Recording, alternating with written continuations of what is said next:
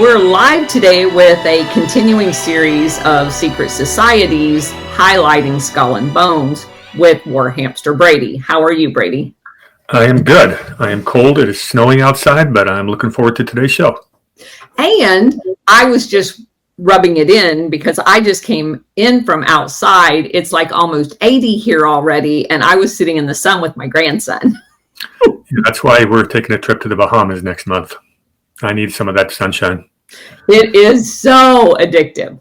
Well, you're smiling also because I think you and I are taking a victory lap. USAID, which we have been talking about ad nauseum, is in the news. And I think it's great because Elon started talking about, everyone was talking about, oh, look at all this government money being funneled into DEI. And they're shutting that down. And I was on X saying, whoa. The bigger story is what they do contributing to the Operation Gladio government overthrows. And now that's coming into people's awareness, a lot of people for the very first time. And did you catch Michael Schellenberger tying in some of this USAID money to the attempted impeachment of Donald Trump? Yes. What have we been talking about for forever? Thank you. The 4 soft coups against Donald Trump were CIA operations, and their front, USAID and National Endowment for Democracy, has been intimately involved in all of it. Yep. And I think what's going to be really fun is when they check out the Vindman brothers and their relatives in Ukraine and how much USAID money they have received. Yes. That's out there. Well, Elon Musk has already said that. And remember, he has all of their DMs. So he's already basically said he's a criminal. And the beauty of all of this is it gives those of us who've done this research the ability to pull the research and push it out, even though, of course, we've been pushing it out for, as you said, years. They're now apparently ready to provide the top cover for those of us who've already done the research. And I did a show last night at 9:30 with Alpha Warrior on USAID. I talked about the 3 big pieces, DAI, however you say the Kim one, and Deloitte. All of them are massive recipients of these billions of dollars, and each and every one of them are a CIA front. Yeah, that's one of the things that one of my complaints is that they didn't shut down at USAID. It's a misconception. They folded it into State Department. They're going to review every one of the grants. Hold on. But they didn't fold it into it. This is a very important point, Brady, and thank you for bringing it up. What they actually did in Rubio's announcement, for those of you who've not spent time inside the government, was very specifically worded. He is dual-hatted as the director of USAID and the Secretary of State, which means there was no commingling of USAID and the State Department. Okay, that's good.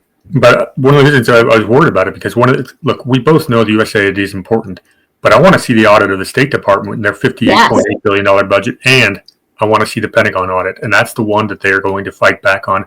They're shrieking right now, casting lawsuits about the Treasury Department getting audited. Wait till they go after the Pentagon. Yeah. I've been on the inside of that monster too. Yeah. But I want them to find all of the CIA fronts and audit them. That's going to take a while, but we'll get there. And what helps is in 2024, we've got thousands of investigative reporters on our keyboards. And it's a big part of what we do is we give them breadcrumbs to follow. And it's amazing what some of our people we communicate with on X, what they come back with. There's just so many good researchers. So we might get a lot more truth. It's an amazing time to be alive. Because I never thought, it feels surreal to see all this stuff. We knew it was true, but we couldn't prove it. Or we could. I don't know that we couldn't prove it. I have lots of proof. I mean, every one of these books, 87 books, it has all of the unclassified, declassified State Department memorandums, the declassified CIA, testimony in congressional records. The proof is all there. What we didn't have was top cover in order to be able to get it mainstream. The information's been out there for decades. Yeah, that's well said. I was kind of trying to self-correct to say that same thing. We didn't make it up. It's not like we don't have magic powers of to find these things out. It was there if you look for it. All right, before we jump into our topic, I have a little bit of a surprise. I got an email a couple weeks ago from historyfacts.com, and the article is called "Meet America's Gilded Age Dollar Princesses," and I wanted to share it because one of the stories we keep talking about is how it's almost like Follow the Wives. All these different families that are in all these positions of power, they intermarry with these other families. You have to be of the right blood and stuff like that. This story really ties into it. And before we got too further down the timeline, I thought it was really important to share it. So we'll go through it pretty quickly, but I think you'll enjoy this. Okay, Meet America's Gilded Age Dollar Princesses. And there's an actual term called a dollar princess. The Gilded Age, of course, was what came after the Civil War. And the robber barons amassed amazing amounts of concentrated wealth, people like the Carnegies, Rockefellers, etc. And basically, they are the ones who have got an awful lot of ties in the secret society, Skull and Bones especially. And they really are a super class that has run America for quite some time. Okay, just a big thing. The turn of the 20th, I'm going to blow this up and make it a little easier to see. Okay, so the turn of the 20th century marked a time of rapid industrialization and wealth accumulation in the U.S., now known as the Gilded Age. A unique social phenomena emerged during this era as wealthy American heiresses married into aristocratic British families. The brides brought their extensive fortunes to England's cash-strapped noble families in exchange for coveted British titles and social status. The term dollar princess captures the transactional nature of these unions, which often symbolize the blending of the New World wealth with Old World prestige. Kind of pretty much what we've been talking about. So without going through the entire article, I just wanted to highlight a few of these because they do tie into our stories. Okay, we had Miss Consuelo. There she is with a great hairdo. Consuelo Vanderbilt. Perhaps the most famous dollar princess, Consuelo Vanderbilt, was born into the staggeringly wealthy Vanderbilt family, and they've shown up in Skull and Bones. When Consuelo married Charles Spencer Churchill, the 9th Duke of Marlborough, in 1895, her father was a railroad tycoon. William Kisson Vanderbilt signed an agreement providing a dowry of $1.6 million, equivalent to about $60 million today. Another $2 million in stocks. So, hamster, as soon as you said that first paragraph before you named it, this is what I wrote. Biltmore Churchill. Because I went to, when we did our New England tour, I went to all of the Vanderbilt in Newport, Rhode Island, all of those big mansions. And on our way back, we had done the loop up to the Upper Peninsula of Michigan, came back through North Carolina and went to the Biltmore Estates for the first time. And that Biltmore Estate has a basement in it that was painted by a artist for a party of the joining of the Biltmore daughter with that aristocratic English guy. And it's so satanic, it's not even funny. So that just like stuck in my head. The whole bottom of the basement is like crazy, weird art. So I've seen this firsthand. Go ahead. I wonder if you can find that online anywhere. I'd like to see it. Oh, you can. As a matter of fact, I can show you the pictures. Keep going. Let's do that after. Continuing, look at this the Jenny Jerome. She's the daughter of American financier Leonard Jerome. She became Lady Randolph Churchill. Again, While the Churchills were initially resistant to the match, Jerome's $250,000 dowry, more than $9 million today, convinced them to reconsider. She would get involved in things like the Primrose League, which is a socio-political organization. A lot of these marriages, when they brought back across the Atlantic, is where the whole Fabian Society came to America through all this stuff. Yes. She had 2 sons from her first marriage, one of whom is Winston Churchill, the British Prime Minister. Just pause there. Yes. Perfect. We've got a Mary Leiter, who's married to George Curzon, who would later serve as the Viceroy of India. She was known as the Vicereine of India, the highest official title that any American woman had ever held in the British Empire. Interesting. Then, of course, there's Nancy Astor from the famous Astor family. And there's wealthy Astors in England and wealthy Astors in America. This one came from the American Astors. She's the first woman to sit in the British Parliament. She had a brief, turbulent marriage that ended in divorce. She moved to London, and the American heirs attracted a bunch of British bachelors, and one of her suitors was Waldorf Astor, from the Waldorf Astoria fame. We got a Helena Zimmerman. She married a guy named William Montagu, the Duke of Manchester. Yeah, I've read a lot about him. So I thought that was that story was good enough to share. So let me see if I can just real quick. I'm not very good at this, but let me share my screen here and see if I can do the entire screen.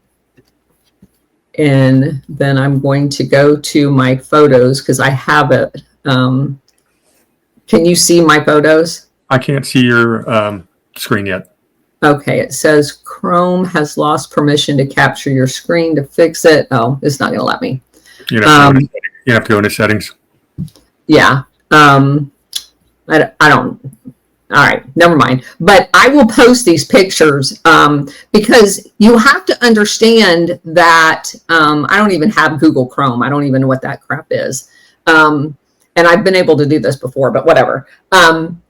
You have to have some of the pictures in context of the inside of the Biltmore and then see the pictures of the basement because it's crazy. So anyway, proceed.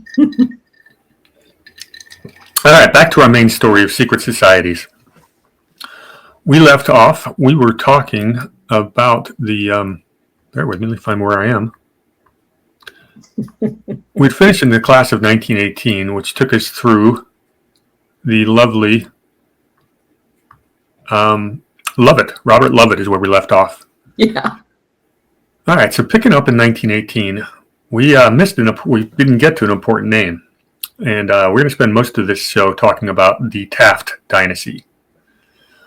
In 1918, let's start with the big picture here. What are we trying to say? Our theory has been that these aristocratic families basically are a superclass that run the country, and they do so behind closed doors. A lot of them are members of a secret society, especially Skull and Bones, and these people are all connected to the major power positions, whether it be corporate America, the educational institutions, foundations, and all throughout government, including especially foreign policy, are present in the United States and are all through the courts. And through these positions, they are able to dictate American policy, particularly foreign, for the benefit of their own multinational corporations and other financial interests. So that's the theory. And we're just going to keep on proving it. So Charles Phelps Taft II was a Bonesman in 1918. Let's talk about it. Yeah, why is he famous? Well, mostly because of his bloodline, but he does a few things. He was the mayor of Cincinnati, which is about as high as he made it. But there's a lot of Cincinnati ties to influence in a lot of the old families of Cincinnati, especially the Taft family. A lot, yeah. Interesting. And remember this name, Fortune Magazine, because we're going to come back to Fortune Magazine later today, ranked Cincinnati when he was the mayor as the best managed city in the United States.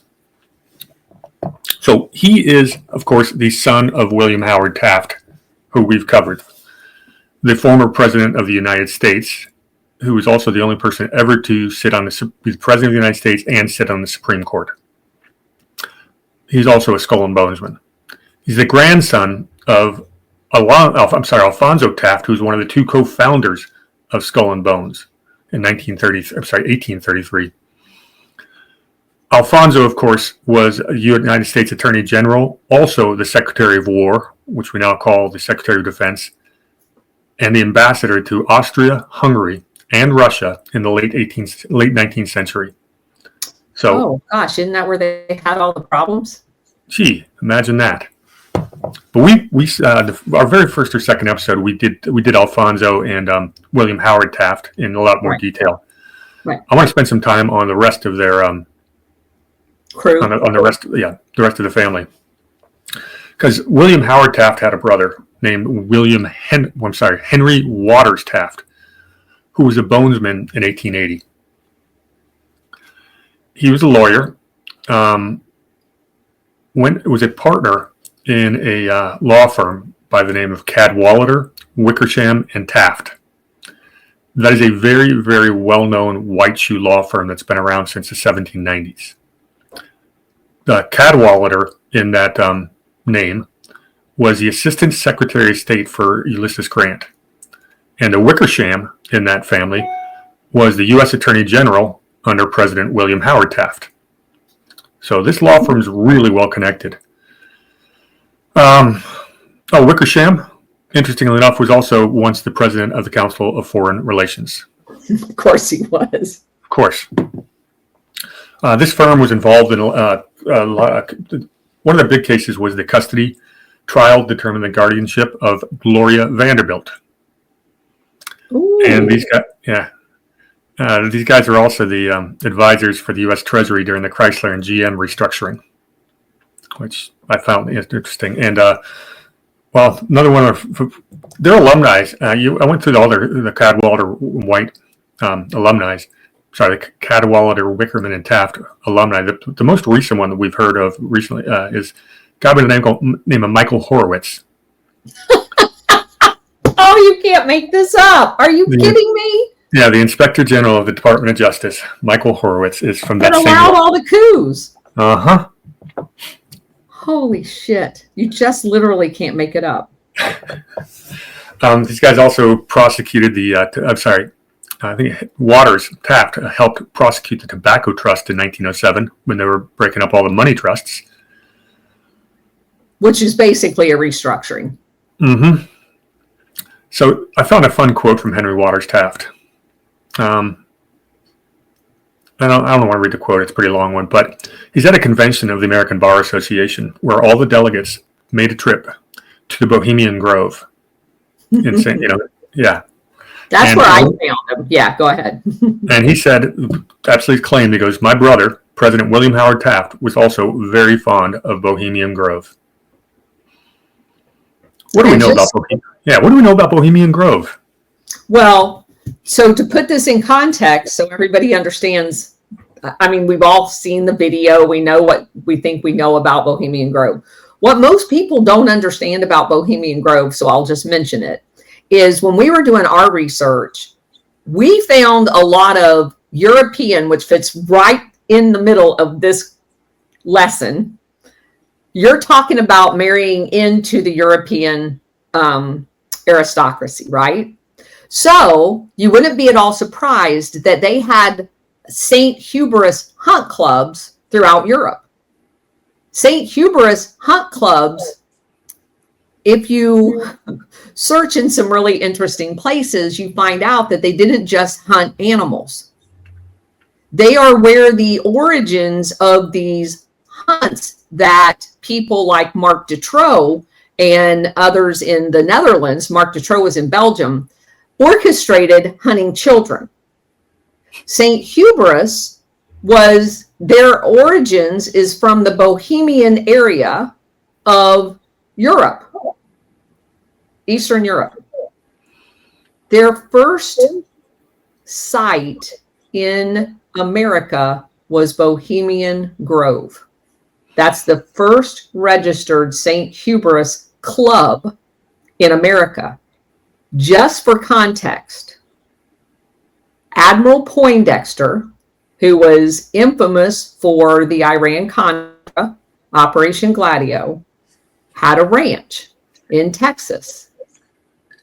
That ranch was the Texas head of the St. Hubris Hunt Club for Texas. Of course it was. And that's where Scalia was murdered. Okay, go ahead. Yeah. Pretty fascinating stuff. And these are we just talked about the Anglo-American, alliance, marrying American money. But these are the people that would then carve up the entire world after the Versailles Treaty in World War I and post-World War II. And it's what emerges what's called the Anglo-American rules-based order. And basically those rules are all to benefit these people. And they created all of the fake countries and all of the fake boundary lines that are the sources of the strategy of tension to create the perpetual military-industrial complex, which gave birth to NATO and Operation Gladio. Last thing on Henry Waters Taft is that he wrote articles supporting the League of Nations. He was very pro-League of Nations, which ties in to the idea the skull and bones is known as the order. All these people have pushed this globalist idea known as the New World Order. The League of Nations was one of their earliest attempts to make that happen. Correct. All right, our next Taft, the third brother, was Horace Dutton Taft. Skull and Bones, 1883. He would leave Yale and go to Cincinnati Law School, and didn't really like law, so he got into education instead. And after what's that? I said, of course he did. Go ahead. Sorry. Yeah, no, he founded something known as the Taft School in 1890, and that's just a little bit away from here in Watertown, Connecticut. And its whole reputation was for preparing children of the Midwestern gentry to get into Yale. We've talked about how these private elitist boarding schools and private schools were really just a breeding ground for the Ivy League and then, basically government running the world. This is a really good example of that. In 2015, Business Insider ranked it the 14th most elite boarding school in the country. And that formula, how they ranked it, was interesting. It's they look at the financial endowment, the SAT scores, and the acceptance rate in schools. It's now co-ed, but interestingly enough, this is a private school, high school, grades 9 through 12. It has an endowment of $300 million. Let that hang there for a second. How does a school have an endowment of $300 million? And why? And who did he marry and where is she from? I did not take notes on who he married. He married Winifred Shepherd Thompson from Buffalo. Okay. And you remember that Buffalo is the source of a huge pot of wealth. The Rumsey family and many others that gave birth to Wild Bill Donovan and that whole crowd. So another connection. Yeah. Okay, then we had a Robert Alfonso Taft, which was class of 1910, which I skipped over previously. And of course, he did the typical skull and bones, Yale undergrad, Harvard Law, which we've seen how many dozens of times? Yeah. Harvard Law is absolutely a breeding ground for these puppeteers and masters of the universe. But Robert marries a woman named Martha Wheaton Bowers.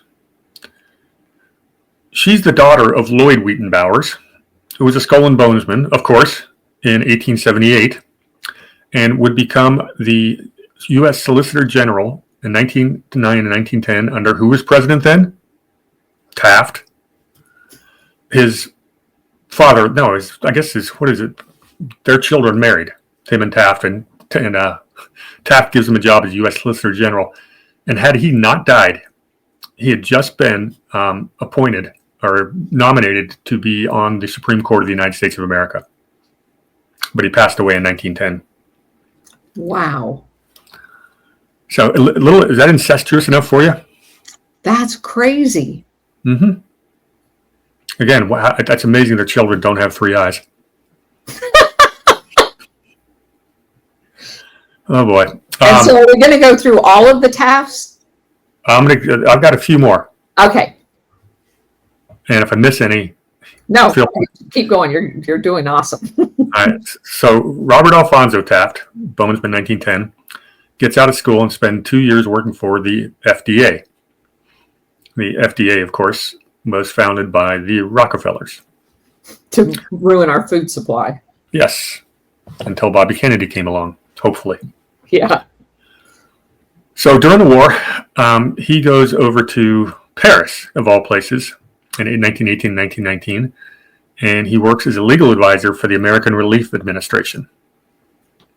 And if you've been following the Colonel or myself, every time you see one of these international aid or relief type organizations, you got to ask questions. The default position should be, what the heck are they actually up to? Just like we saw with all this USAID grants, they pose as some kind of do-gooder organization, but the money probably gets filtered other places. And 1918, 1919 in Paris was, of course, where the treaty, where the whole world post-World War I was carved up. So he was there. Yes.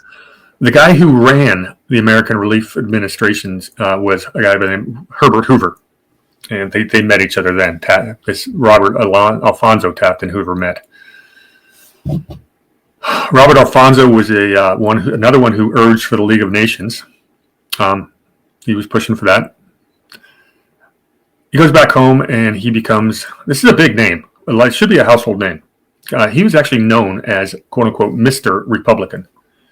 Goes back to Ohio and becomes a U.S. Senator and serves from 1939 to 1953. He was helping to block the New Deal, or the expansion of the New Deal. So he was in opposition to FDR's programs. Keep that in mind because FDR's policies come back up later today. He was opposed to the Bretton Woods Agreement, which basically is the post-World War II financial system.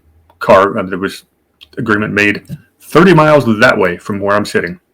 Mm-hmm.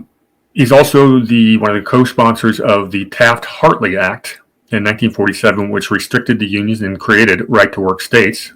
So that was good. So this guy's pretty much a staunch, old-school Rockefeller Republican at this point. He sought the Republican nomination for president several times. 1940 and 1948, he fell short.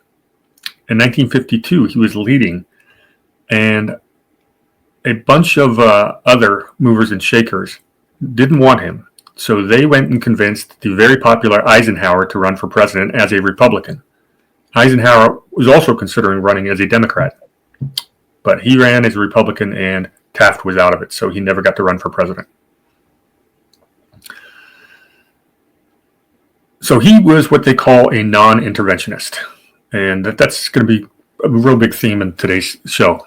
He opposed the United States. He did not want the U.S. entry into World War II. Now that's interesting because we already know that his skull and bones brethren, people like Prescott Bush, the Dulles brothers, the Walker family, the Harrimans, were the ones that were financing Nazi Germany. And he is pushing from the Senate to keep us out of the war and basically damaging their investments. Fair statement? Well, a couple of things. If I'm not mistaken, he didn't want to be in NATO either. That's correct. He also didn't want us in the United Nations. And was it his dad, the Taft, that was the Governor General of the Philippines? I'm almost sure it was. Let me check real quick. Yeah. Okay. Yes. So here's where my notes, I was just doing a real quick search. William Howard Taft was the governor of Cuba back in 1906 when we took it after the Spanish-American War. I'm pretty sure that's the timing of it. But he also spent time in the Philippines as a governor general there as well. Yeah, I think we covered that in this one. Yeah, I remember that. Yeah, because that's very, very important based on what we did there. That was the Gladio before Gladio, remember? Because the people there had been fighting for their independence for decades before the Americans, quote unquote, won the Spanish War, and they were fighting with the Americans to win the Spanish War in these locations, and then America turned on them, just like we did in Vietnam, just like we did in China, just like we did everywhere. We had an ally until we didn't want them as an ally, and then we attacked them, and that's what we did in the Philippines and Cuba, and this is part of the family that did that. So go ahead. Yeah, and as we big picture, we've been talking about who runs Americans' foreign policy as we keep screwing other people over, and it's these people we're talking about. Yes. A couple more interesting factoids about Mr. Robert Alfonso Taft. He, as you said, he opposed NATO. He condemned the Nuremberg trials as ex post facto laws, and he had a point. He supported Israeli statehood earlier on, and he was very critical of Truman's handling of the Korean War. He would die in 1953 from a brain hemorrhage. In 1957, this is how big of a deal this guy was. The Senate committee named him, quote, one of America's 5 greatest senators in history. And the rest of that list is Henry Clay, who was Lincoln's mentor, Daniel Webster, John C. Calhoun, one of the best constitutionalists we've ever had, or if you believe in limited government, Robert M. La Follette Sr., who I don't know much about. But if you go to the Senate reception room, those 5 gentlemen, their portraits are all right there on main display. So this guy was American political royalty. And he had children, and they are fun. His first child was Robert Alfonso Taft Jr., so his own namesake. He went to the Taft School for high school, went to Yale, but was not a Bonesman, which is interesting. And we're going to diverge away from the bones a little bit here. And of course, from Yale, it goes to Harvard Law. Make that 35 straight times you've seen that. He would join the Sons of the American Revolution, which, just like the Daughters of the American Revolution, very interesting organizations. You can't join unless you can trace your heritage back to the founding generation, I believe. He serves in the House of Representatives from Ohio. Again, there's that Ohio connection from 1963 to 65 and 67 to 71. Okay, when he becomes, hold on. Give me those years again. 63 to 65 and 67 to 71. 67 to 71. So that's critical timing, actually. 63 to 65 would have been at the beginning of the LBJ reign, right? Mm-hmm. Kennedy gets assassinated. So he's there the year building up to the Kennedy assassination. And then 67 to 71 is during the end of, the turbulent time of 68 with LBJ and MLK being murdered, the changing of the guard from LBJ over to Nixon. Those are critical windows. Yeah. No, that's a great point. I'm glad you stopped me. He left the House and runs for Senate and wins, becomes a U.S. Senator from Ohio from 71 to 76. And then he kind of rode off into the sunset. Just part of the legacy. He had a son, Robert Alfonso Taft III, who once again went to Yale but was not a Bonesman. He leaves college in the 60s and joins the Peace Corps. And he goes to Tanzania. And the years are 1963 to 1965. Because it had just been created by JFK. And right next door to them was the Mozambique revolution was going on, and all kinds of regime change was going on. And he's there in the Peace Corps. Yeah, we had just murdered Lumumba and destroyed the Congo, set up Katanga, and was in the process of installing Mobutu in renaming the Congo Zaire. So basically, he's there in Africa when it's on fire. Exactly. That's why I thought that was important. And I don't have any record of it, but what do you think the odds are that he's affiliated or with the CIA? I would say it's probably very high. Yeah, they made that. There was a movie made back in the 80s where God, who was it? I remember the actor. I'm terrible with actors, but guy had a gambling debt, so he joined the Peace Corps over in Thailand. And, of course, the guy who's supposed to be on the Peace Corps was actually some CIA guy. I should remember the name of that movie. Someone in the chat, it's Tom Hanks is the actor. Someone remind me of that movie. I need to see it again. It was funny. All right, so what else did Robert Alfonso Taft Jr. do? I'm sorry, this is the third we're talking about. So he leaves Tanzania, has an interesting law degree. Eventually, he would unseat a Democrat Secretary of State who, at the time, was a guy by the name of Sherrod Brown. Sherrod Brown, who just got unseated by J.D. Vance. Was it J.D. Vance that beat him, or who's the guy who just won in Ohio? Anyway, Sherrod Brown's been around Ohio politics a long time. Taft III beat him, and then would go on to become the Ohio governor from 1999 to 2007. So until very recently, this guy, the Taft family, is still involved in a high level of politics.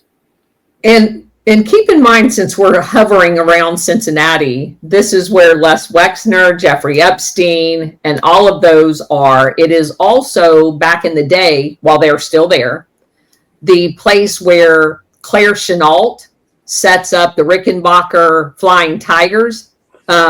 This is the hub of every illegal drug and weapons, and God knows what else with Wexner, air traffic going in and out of the Cincinnati, Dayton, Ohio area. Interesting. It's also University of Miami, Ohio. You asked about the Greek fraternities. The whole Miami triad were three of the earliest Greek fraternities, and that's right there in Ohio too. I don't know if that has anything to do with what you just said, but interesting coincidence. So SR-71 said the movie was called Volunteers. Yeah, I thanked him. Thank you. He's amazing. Yeah, well, we got a great group here to group source our thoughts. That way, when my memory fails, someone else can pick up the slack. Yeah. Okay, so that's Robert Alfonso Taft Jr. His father. The other child of. Trying to get these. The other child is William Howard Taft III, named after his uncle or grandfather. Trying to give him. I need to get the whole diagram. Family chart. Okay, he also goes to. Coincidentally, he goes to Yale, but was not a bonesman.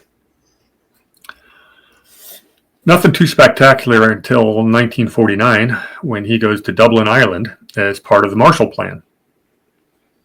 Okay, we've talked about the Marshall Plan as we were talking about Lovett and all the other, rebuilding Europe post World War II. We don't need to cover that too much, but here's another one of these insiders that are part of that.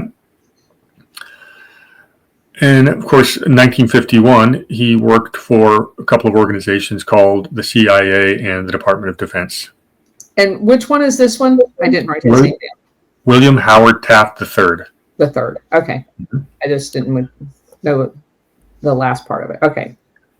So then he gets named the U.S. ambassador to Ireland in 1953, which is interesting. President in 1953 is Truman. And he names this guy. In 1957, he goes back to the State Department. In 1960, he becomes the Consul General in Mozambique. And that's What? right. Yep. And that's right after the Moeda massacre provoked a struggle in the independence from Portugal. And it would directly lead to the Portuguese colonial war from 1961 to 74. This guy was there. What?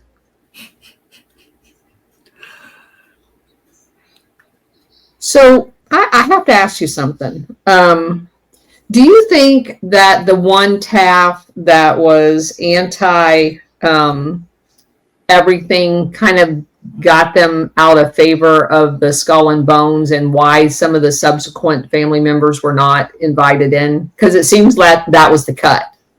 Yeah, I don't know. And we also don't know if we have, I think we have a complete list of Bonesmen back to that period of time, but I don't know the answer. It's a great question to be asking. Yeah, it does seem like they kind of moved away from them as a penalty for not completely being in bed with all of the ideas. It's just something that's noticeably different. Yeah, it's possible. I went through that Taft school, their roster, and their alumni, and you don't see more than one or two Bonesmen, but you see tons of them that went to Yale. So there could be something to that. Yeah. Well, it seemed like they had a pattern, and then they got cut off right about the time they disagreed with somebody. Yeah, 3 generations of Tafts in Skull and Bones, including the founder, co-founder. So, yeah. Okay, he would, who are we talking about here? William Howard Taft III. We would retire from the State Department in 1977. His last position was the head of the Bureau of Scientific, Environmental, and Space Affairs, which is interesting in the 1970s. The environmental stuff was just kicking in. So, hold on just a second. I'm still stuck on Ireland. So he's there as part of the Marshall Plan, and he becomes the ambassador to Ireland under Eisenhower. It's Eisenhower in 53? Okay. Yeah, Truman was, you're right. So I want to see the timeline, because I know, based on another book that I read, the whole IRA situation was part of Operation Gladio. Every time there's a prime minister that the club, the international syndicate, doesn't like in the UK, they activate the IRA. And then you have all of these battles and turmoils and everything to bog down, just kind of like what they did to Trump here, with the Antifa in the street, and they, did the Weather Underground. So every time there's somebody that they want to control or something they want to pass. And so I'm going to have to go back and look. He may have been the chaos agent in Ireland that set that all up with Marshall Plan money. Yeah, that's not to say that the IRA does predate, Operation Gladio by quite some time. And the Irish troubles go way back, but everything does. But then they use that as a weapon. Well, yeah, and it's almost self-evident, because if you follow the IRA and the big struggles of the 1960s and 70s, they had to get their weapons from somewhere, which means they were working with the underground, the global underground, which means they had connections with, of course, the CIA. Yes. Well, I found a book. I lost the I had it saved on my archive when they dumped that whole, when they crashed the archive site. I read the whole book. It talked about the mafia / CIA in Boston and New York, under the guise of fishing, took trawlers of big ships over to the coast of Ireland to deliver the weapons. Yeah, it's all been documented. Oh boy, fun stuff. Right out of Boston. Okay, here's my next guy. Next Taft. We just did his father. Okay, this is William Howard Taft IV. Goes to Yale, no Skull and Bones. Goes to Harvard Law. Now, he's pretty modern. He would very quickly become the legal advisor under the State Department under Bush II. He also served as, going back further, I said that one should have been further down the timeline. He was the assistant to Caspar Weinberger under the OMB under Richard Nixon. OMB, Office of Management and Budget, kind of a big deal. Guy, a very important position. Yeah. Then becomes the counsel for the Department of Health, which is an interesting position. I'm sorry, the Department of Health, Education, and Welfare, which is now Department of Education, which that changed under Carter a few years later. In 1981, Reagan appoints him to be the general counsel for the Department of Defense. So he is the Pentagon's general counsel during the middle of, Iran-Contra. Yeah. Then becomes the Deputy Secretary of Defense from 1984 to 1989. So he is there, and he knows what's going on. He's in the middle of everything. He's in the middle of Angola. He's in the middle of using Israel as the weapons cutout for Angola, for the Nicaraguan overthrow. And he, of course, would be giving legal advice on all of these covert operations and the military's employment in them. And what a perfect name to have it, William Howard Taft IV. Yeah. So he may not have been invited in the Skull and Bones, but he sure was going to the certain parties, if you know what I mean. Yes. Okay, so George H.W. Bush takes over for Reagan, and he's trying to get his people nominated, confirmed, just like Trump's doing right now. So during that interim, he was the acting Secretary of Defense under Bush, which means we have had 3 Tafts be the Secretary of Defense in the history of our country. Interesting, huh? During some very turbulent times. Yeah, well, always. Now, do you remember who became the Secretary of Defense for Bush? Dick Cheney. Thank you. Yeah. And didn't his daughter, Liz Cheney, just get completely blown out of the water for her USAID connections? Yes. Did you catch the part about AOC starting her career with USAID? I did not. Yeah, in Boston College, she entered a undergraduate program with them, and eventually, I have to dig the whole story up again, but it's been making its way around the internet lately. Took a job overseas with USAID, someplace in Africa, which was a hot spot. But so she's a CIA agent too. Apparently so, not just a bartender. Okay. Why does that not surprise me? Yeah. Okay, so he gets replaced by Cheney in his next job as the ambassador to NATO during the Gulf War. Son of a bitch. Are you kidding me? So wait a minute. He's NATO ambassador from 89 to 92. Huh. That's very interesting. Yeah. Because Desert Storm was a NATO operation. Fun times, huh?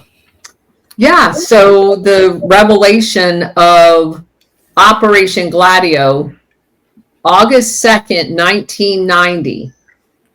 This is the man sitting at NATO as the ambassador. Now, I want to juxtapose this thing. So he's sitting in Belgium in his U.S. ambassador seat at NATO.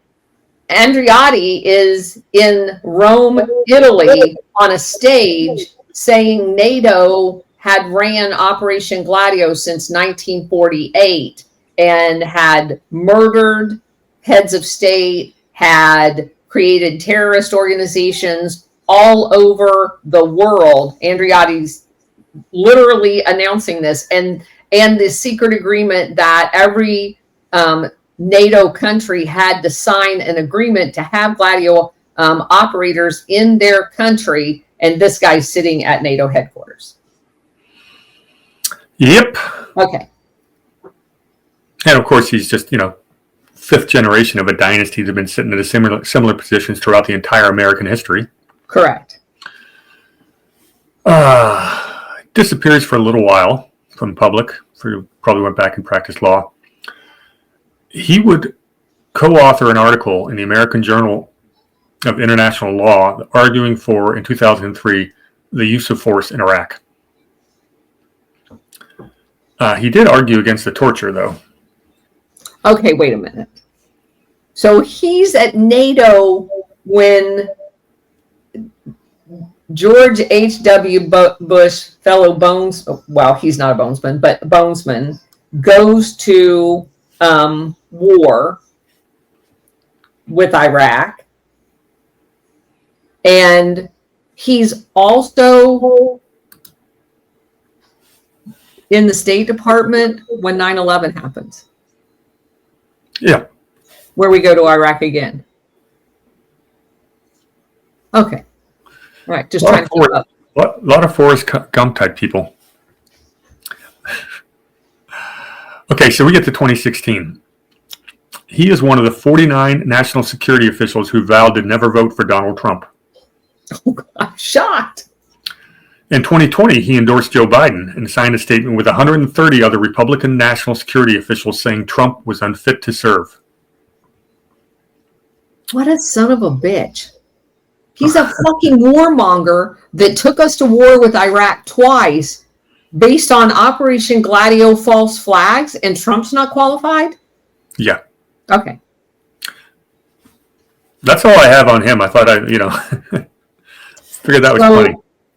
So, these Taft's wives are people to watch as well, right? His particular wife, I came across, she was, let's see, when was she there? Okay, so from 97 to 2001, she was in the State Department managing the Population, Refugee, and Migration Program. Any children involved in that? Yeah, like a lot of them. A ton of them. And she did that job for who? Bill Clinton. So she would have been the one doing the whole Haiti bullshit and all of that stuff. Just FYI. Goodness gracious. You have any more Taft stuff before I move on to a slightly different chapter? There was another one, Julia Taft. Are you familiar with her? I saw the name, but I didn't take any notes on it. Okay, so I came across her. Let me see if I can find my note on her. Oh, that is her. Sorry, I had her last name spelt out as that's her. That's the one that, Julia Ann Vidalia Taft. That's her. Because her dad was in the Army, like career Army, and she didn't I don't know where she got into the Taft what do I want to say, the Taft hierarchy, because she didn't seem like she was quite the caliber that they normally married, just coming from an Army surgeon doctor guy. But I came across her also in Vietnam. She was also responsible for the Indochina Migration Refugee Assistance Act during Gerald Ford. And if you remember, there was a huge baby lift during that, where they were stealing a whole bunch of babies and bringing them to the United States. All right. It's going to blow you away. She became an aide to U.S. Secretary of Health and Human Services, Elliot Richardson. Yes.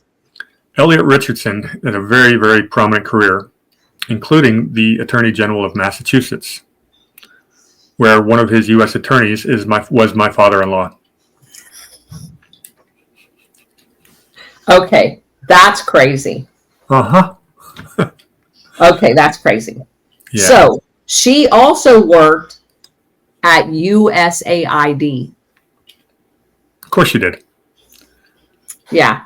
So I've got it here. She was Ford had her as the director of the Interagency Task Force on Indochina Refugees. Gosh, goodness. Yes, that's where she did the baby lift. Oh, my goodness. Okay, it gets better. She also was responsible for coordinating programs like Care and Save the Children. You know, Save the Children, the one that's stealing all the kids from Guatemala.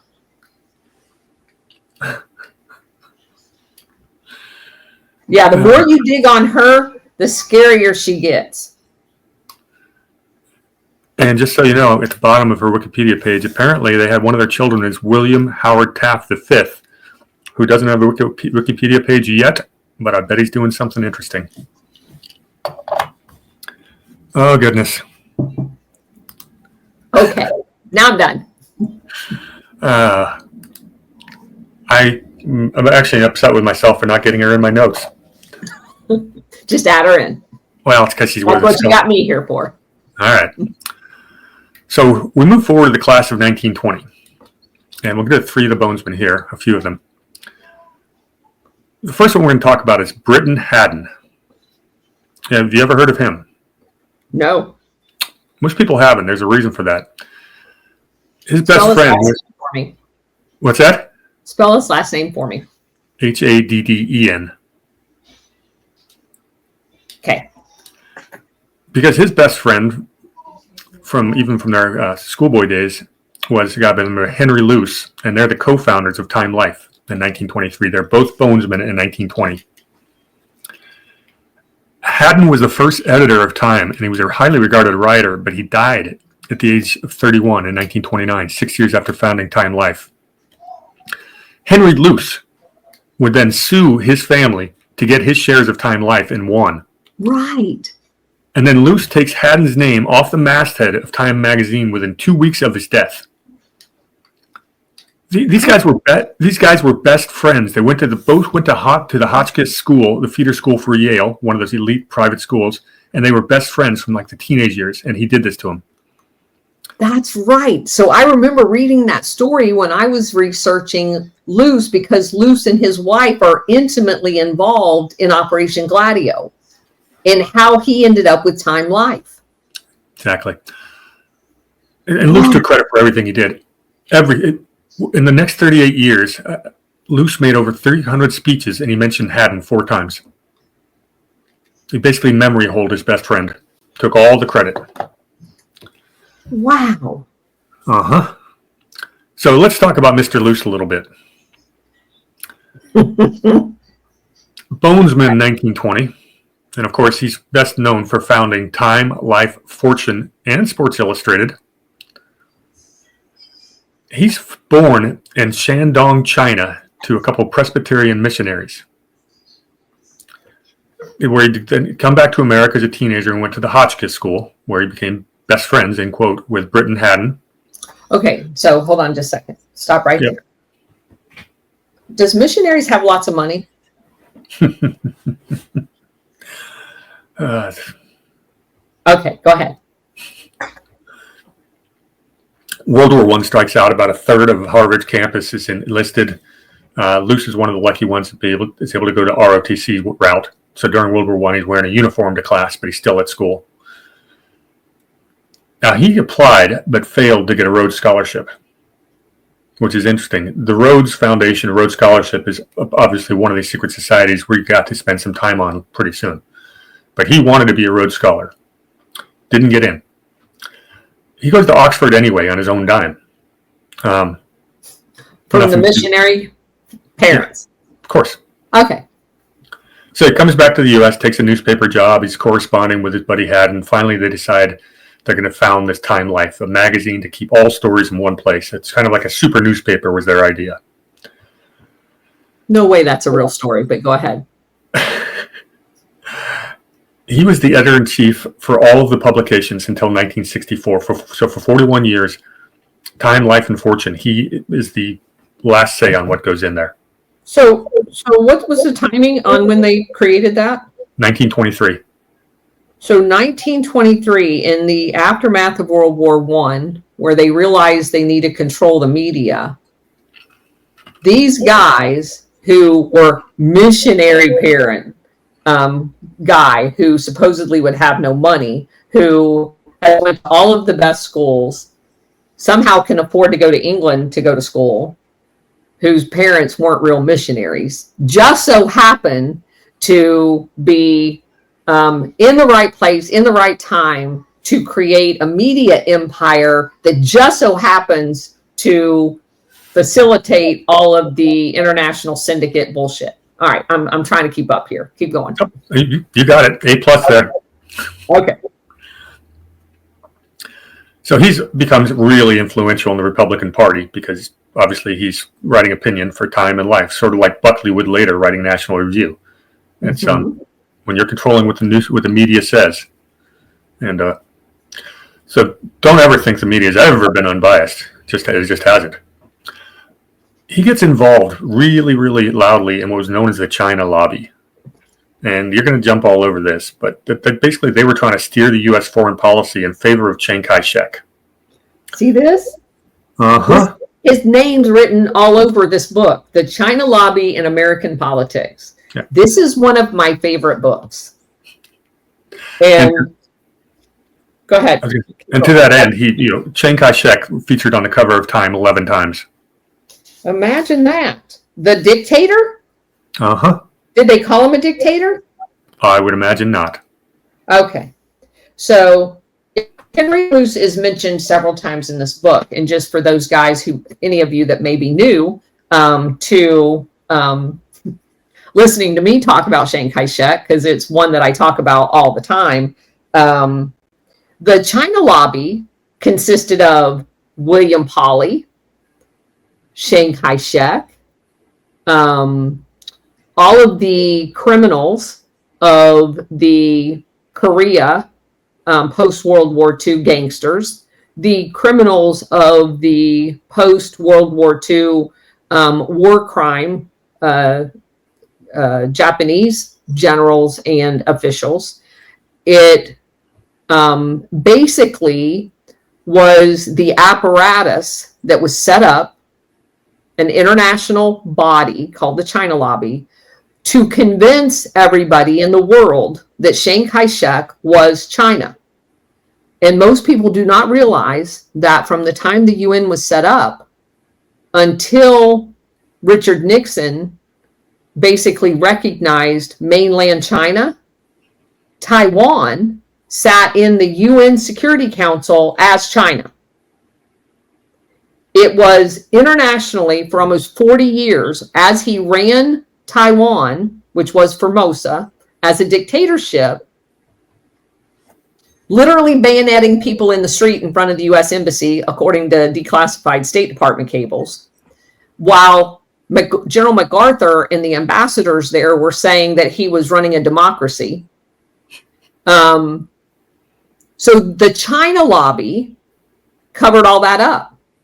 And the Claire Chennault, who married a Chinese / Anne Chennault, was like the glue that held this entity together. And the craziness that went on in the brainwashing propaganda of the China lobby. And Henry Luce was a huge funder and publicist for this entire effort. He ran the media campaign to convince America that Chiang Kai-shek was the rightful ruler of China from an exiled island called Taiwan. Outstanding stuff. Boy, I had something to add, and I just lost my thought for a second. I read a comment in there. All along says, Luce, on his way to Yale, stops off and visits a fellow missionary family in China and fellow Yale McCormick family in Chicago of the McCormick Reaper and Chicago Tribune. Well, we've talked about the Chicago Tribune before because we had a Bonesman by the name of Cowles Jr. who worked at the Chicago Tribune, and there's probably a little bit more of the connection than that. I'd have to recheck my notes, but my memory's fading. Okay, go ahead. All right, let me find back where I was. Okay.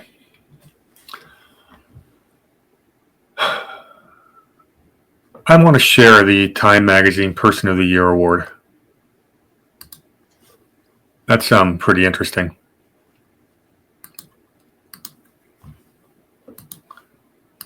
Okay, here is the list of everybody who's been named Time Magazine, used to be Man of the Year, we now call Person of the Year. 14 unique United States presidents, 10 of which have had done it twice.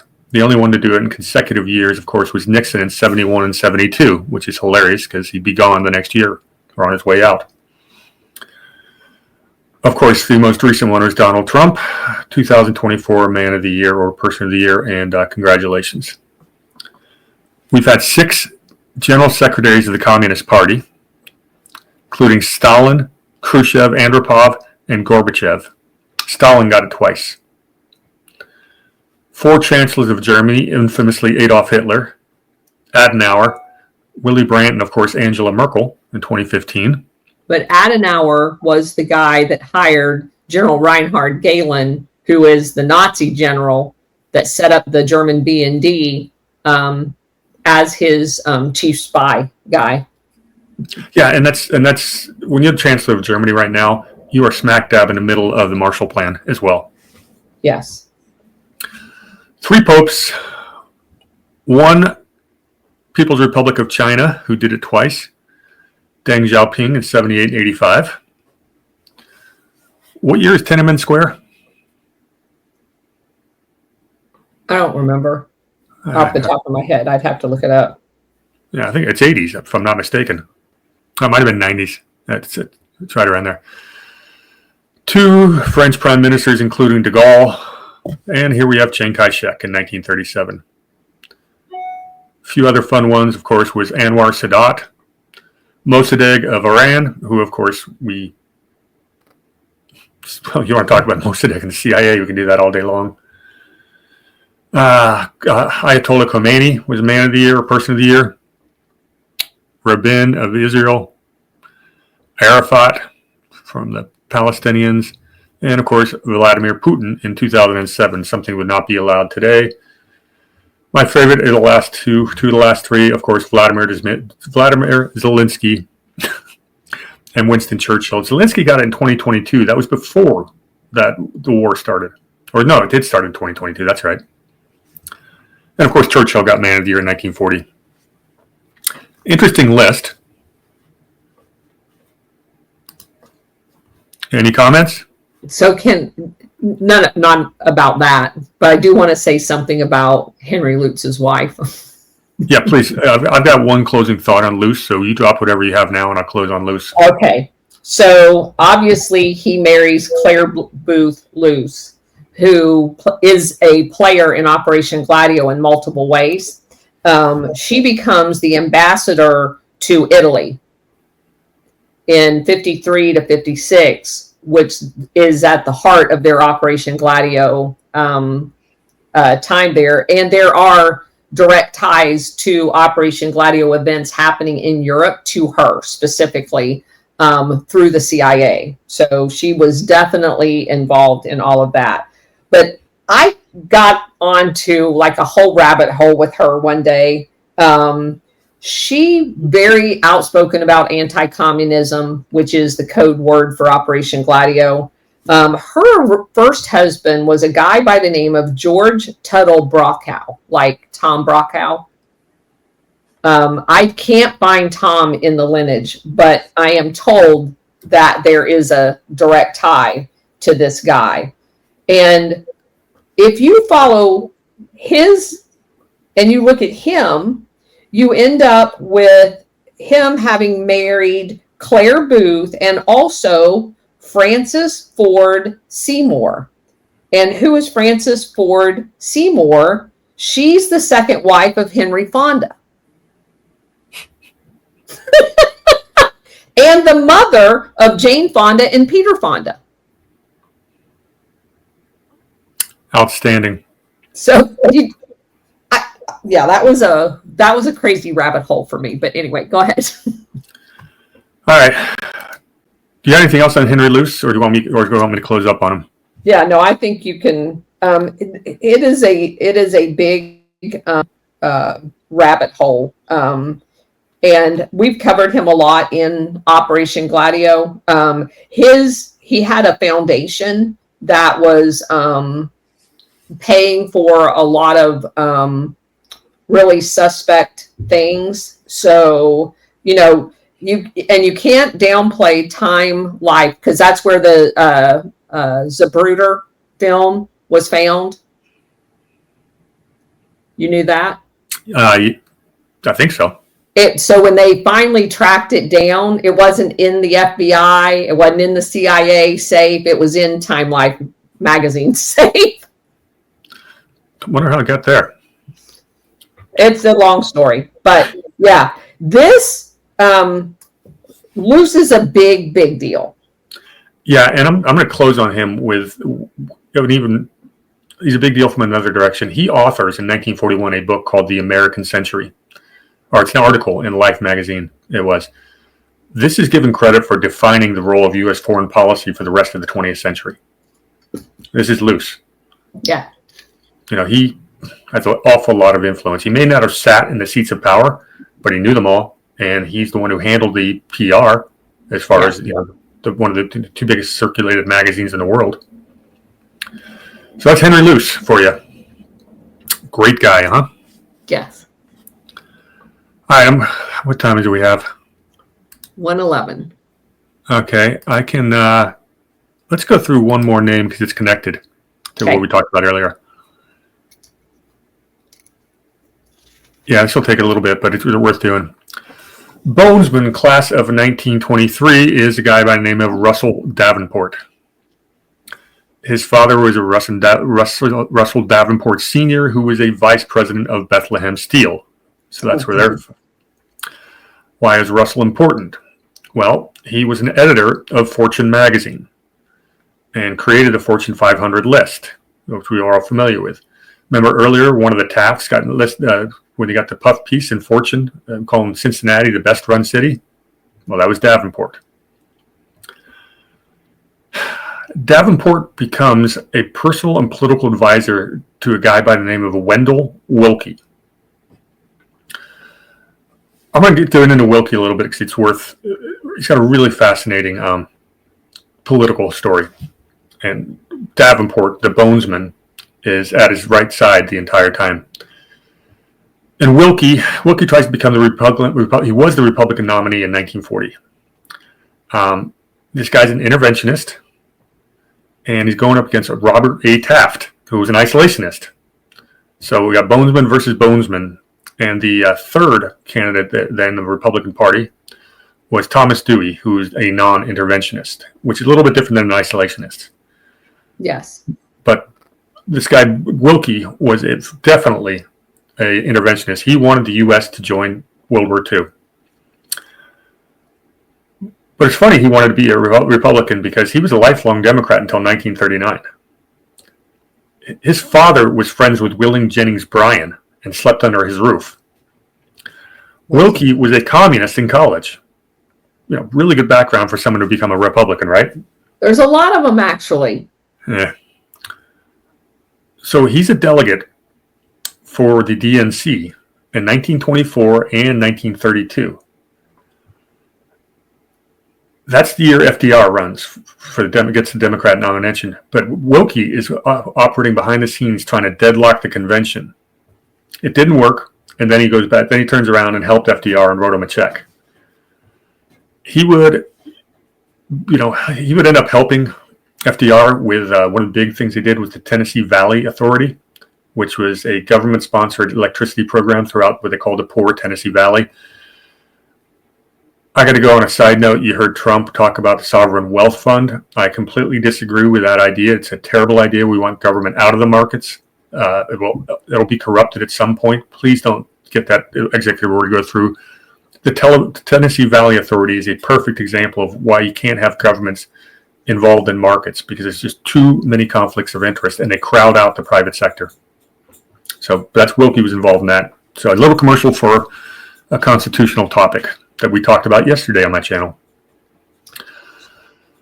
So he also was involved with Firestone. And most people would read his bio and see that and not even think a second thing about it. But you have to understand that Firestone and Goodrich and all of those people at this particular period of time was in every country that we eventually go to war with, whether it's Vietnam or overthrow Brazil, in Africa, where we went into several different locations, because those were rubber plantations feeding that industry. And we wanted it with the cheapest labor possible. So we destabilized those areas to basically steal their rubber. Of course we did. So when he tried to become the nominee in 1940, he didn't run a normal campaign. He was just going to show up at the convention and hope it would be deadlocked, and then he'd be the compromise candidate. What he did, how his campaign was run, is Time and Life magazine kept writing favorable articles about him the entire time. Yeah.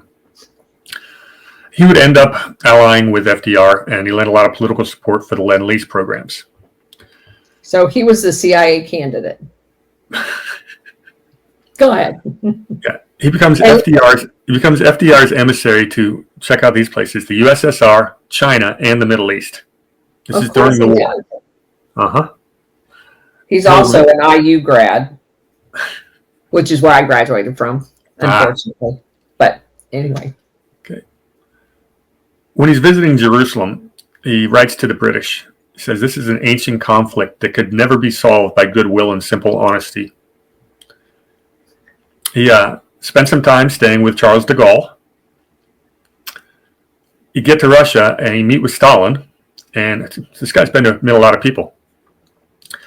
He would advocate for more Lend-Lease programs for Russia after seeing them. This is during the war. He'd get to China, and he was hosted by none other than Chiang Kai-shek. So showing his true leftist roots, he comes back and he speaks out against colonialism. And after some of the things he wrote, Churchill comes back at him. He says, "I have not become the king's first minister in order to preside over the liquidation of the British Empire." That was Winston Churchill saying that.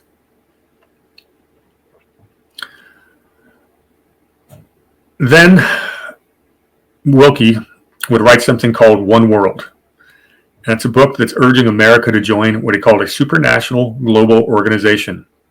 Sound familiar? One world government. So from 1940, yeah. Go ahead. Well, finish that, because I've got a... Well, I was just going to say that just because he speaks out against colonialism doesn't mean he's against colonialism. He's against people knowing it's colonialism, which is why you go to World War II, because it basically just transitioned us into a shadow world of colonialism under the guise of one world government apparatuses like the UN, the World Bank, and all of those others. It's still all colonialism. That he just wants to mask it. Okay, so this book, One World, created what some historians call the Wilkie moment. From 1942 to 1944 in America, Wilkie had his moment. He was on everyone's, a lot of people were talking about him in his book. And his book talked about 3 geographies. And let me know if any of this sounds familiar. The first geography he called titular universalism, which is basically saying we're getting faster and faster travel and borders need to shrink. He's arguing for open borders. This is a Republican running for the office in 1944, or he's going to.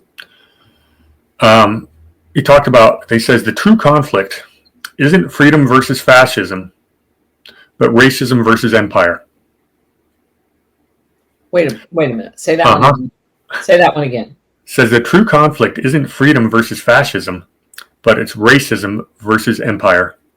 So that means that the real conflict is freedom versus fascism, and not racism versus, what did he call it? Racism versus empire.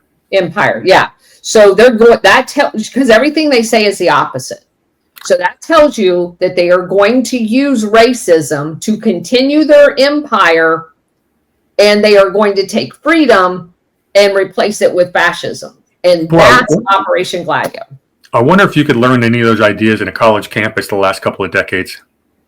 I mean, this is exactly what they're talking about with anti-colonial. This guy's one of the fathers of that whole movement. But agreeing with what you just said, as a historian named Samuel Zipp, he contends that these geographies was actually one of empire obscured. Yes. I love that. Isn't that a great term, though? Empire obscured? Yeah. Well, it's exactly what you just said, just with the different words. And so apparently you were very much correct. I'm telling you, studying Operation Gladio makes you clairvoyant. When you go back and you read the words of these people, because everything they say is the exact opposite. That's pretty Hegelian. So we get to the 1944 election, and well, let's just say he would die in 1944, and our Bonesman Davenport would end up basically the de facto leader of the International Republicans, which is, I guess, internationalist Republicans. Who are the globalist Republicans today? These people are the thought leaders of them. I guess you would say probably the Bush faction falls into that now. Anyway, during that 1944 election, Wilkie's going around the country still pretending to be a Republican, trying to, go into some of the primaries and seeing if he can win enough to launch a serious campaign. But Dewey keeps beating him in state after state, so he ends up withdrawing from it. Here's a mic drop moment. Dewey sent his own foreign policy advisor to Wilkie to see if he'll give him an endorsement to help him in the election. That foreign policy advisor for Thomas Dewey, John Foster Dulles. And then he dies very shortly thereafter. Okay, that's funny. Yeah. Not our greatest mic drop, but still. Oh, you're not going to endorse my guy? Okay, you're dead. I have no idea if that's what happened. I know. It was 1940. It's just very suspicious. Yeah. It's like George H.W. Bush going to visit the British Prime Minister, and 2 days later they resign. John Foster Dulles is Dewey's foreign policy guy, and Dewey runs against FDR. But somehow Dulles ends up back as part of the war party, because he was part of the OSS. But he's getting involved in politics. It's interesting how he's able to do that during a war. I've got some really fun guys queued up, but they require a little bit more depth. So I think we should stop there today. Okay. I will say that if you guys want to do any looking on your own, I just real quickly was looking into Davenport's wife. She's very interesting too. Very interesting, actually. I'm fascinated with these wives because she worked on the staff of the New Yorker. Not that would be, influential or anything. Very involved in the arts. And was a writer. So she also has some really kind of weird sexual thing going on, apparently. So just saying, you might want to look at her too. Very good. We haven't even gotten through the 1920s, and like I said, I'm looking forward. I want to do our next show tomorrow. To be honest with you, it's pretty juicy. It's some lesser known names, but really hammers home the patterns. The lesser known names are the ones I find the most interesting. Just like the stumbling across that company, Battelle. Who had ever heard of it? Everybody talks about Meta-Biota and all of these other well-known companies. You find out, like the DAI company that we talked about yesterday, and that Kimronix, Those are companies no one's ever heard of, and they're controlling everything. It's this. That's the whole reason we're here. You talk about following the wives, and that's why I spend so much time looking at the boards of directors, because that's how they do. You have a lot of the wives of the players sit on boards of all the different agents, organizations, and corporations. Yes. And that's how a lot of the control is done, and it's by design.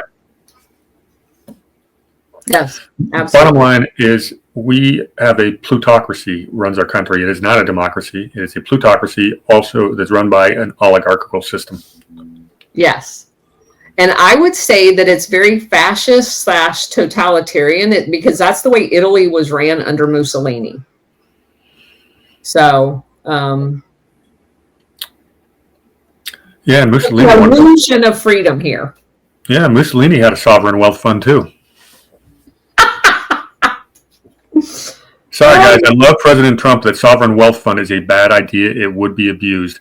And you do not have a sovereign wealth fund with a $36 trillion debt. You pay off the darn debt so future generations don't get enslaved. All right. That's a mic drop moment. Yeah. All right.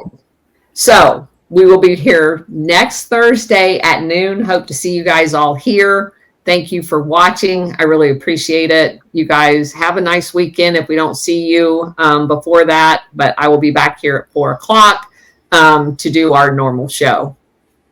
So what do you got coming up, Brady? Do you have anything on the schedule? I got a couple of more J6 interviews coming up. And then Doug and I on my Refederalist report are going to start diving into the Confederate Constitution, which is really fascinating. Forget about how you feel about the war one way or the other. The Confederates had 80 years of experience to look at how the U.S. Constitution, what it did well and what it didn't do well. So from a purely governing document standpoint, it's fascinating. And we'll get a little bit into the real causes of the Civil War, too, because you have to understand what these guys were thinking at the time. And that'll be fascinating. Yeah, so that'll be a multi-week series, but that's coming up soon.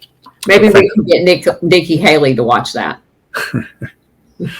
Don't think she likes my material. I bet she doesn't. All right, you guys, go follow War Hamster. He puts out some crazy cool information and definitely is one of the most, as far as I'm concerned, one of the most respected researchers out there. So humbled. Thank you. You're welcome. Everybody needs to be following you. All right. Thanks, everybody. Thanks for having me. Sure. Thanks for being here.